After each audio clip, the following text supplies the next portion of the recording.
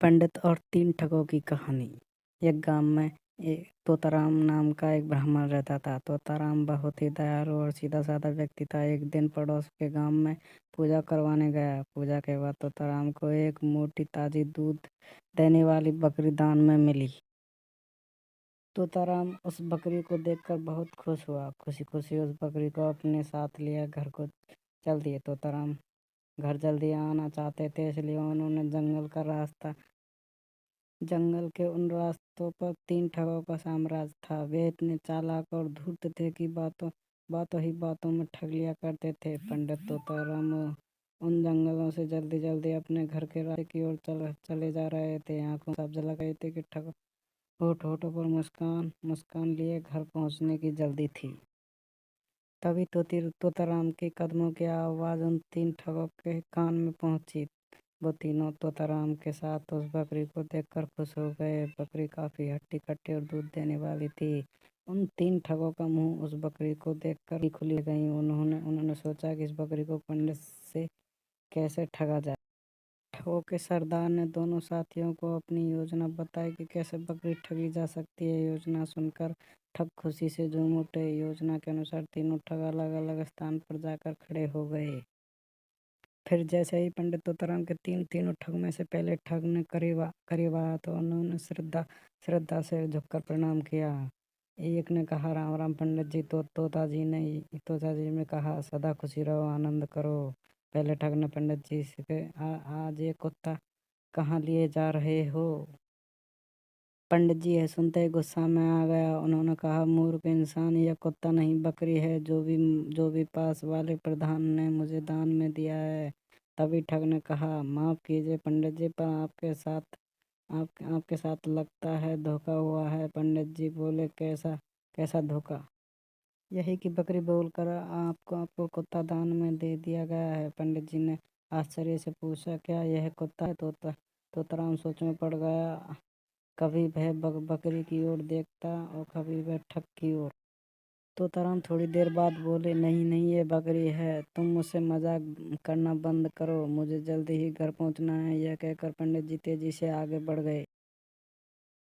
तोताराम अपनी बकरी के साथ थोड़ा ही आगे बढ़ा कि दूसरा ठग अपनी योजना अनुसार मिल गया। दूसरे ठग ने पंडित जी से कहा, राम राम पंडित जी, यह आप अपने साथ क्या लिए जा रहे हैं? पंडित जी ने कहा, सदा खुश रहो, बकरी है, भैया दान में मिली है।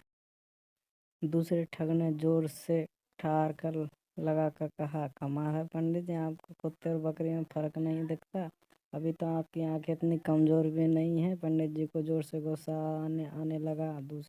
उन्होंने गुस्से में बोला, यह तुम क्या बोल रहे हो? बकरी को कुत्ता बुलाते हुए तुम्हें शर्म नहीं आती? पंडित जी, शर्म तो उस आदमी को आनी चाहिए जिसके हाथ में ये धोखा किया है। गरीब ब्राह्मण को सीधा सीधा साधा जानकर उसे बकरी बोलकर कुत्ते ही दान में दे डाला, कहकर दूसरा ठग ने मुंह बना ली। अब पंडित जी जोर से चिल्लाए, भैया ये बकरी है।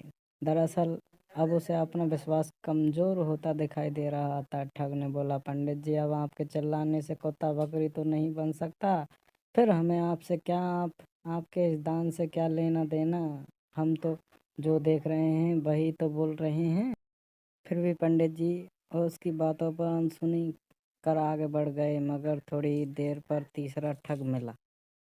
तीसरे ठग ने कहा, नमस्ते पंडित जी, आप कब से कुत्ता को टहलाने लगे हैं? पंडित जी भी भड़क उठे और बोले, यह बकरी कुत्ता नहीं। तीसरा ठग जोर जोर से हंसते हुए बोला, क्या पंडित जी, आप भी मजाक करने लगे? आपको बकरी और कुत्ते में अंतर नहीं पता है? अब पंडित तोताराम को विश्वास हो गया कि आपके साथ धोखा हुआ है। ये सोचने लगा कि अब कुत्ते को अपने साथ लिए घर जाता हूँ तो अभी तो बस ये तीन लोग पागल समझा है, फिर पूरा गांव मेरा मजाक बनाएगा। पंडित तायन तो मुझे कुत्ते के साथ देखकर घर के अंदर प्रवेश भी नहीं करने देगी। यह सोचते हुए क्रोध में आकर बकरी को जंगल में ही छोड़कर तोताराम उस प्रधान को कोसता हुआ अपने घर की ओर राह ली। इस प्रकार ठगों ने अपनी चालाकी से पंडित तोताराम की बकरी हथिया ली। ये कहानी हमें ये शिक्षा देती है कि कभी अनजाने व्यक्ति को बातों पर यकीन भरोसा नहीं करना चाहिए। वह मालूम नहीं कब और कहाँ आपको ठग ले। हमेशा अपने दिमाग से काम करना चाहिए। जो कहानी अच्छी लगी हो तो कमेंट करें, share and subscribe and follow ज़रूर करें। Thank you.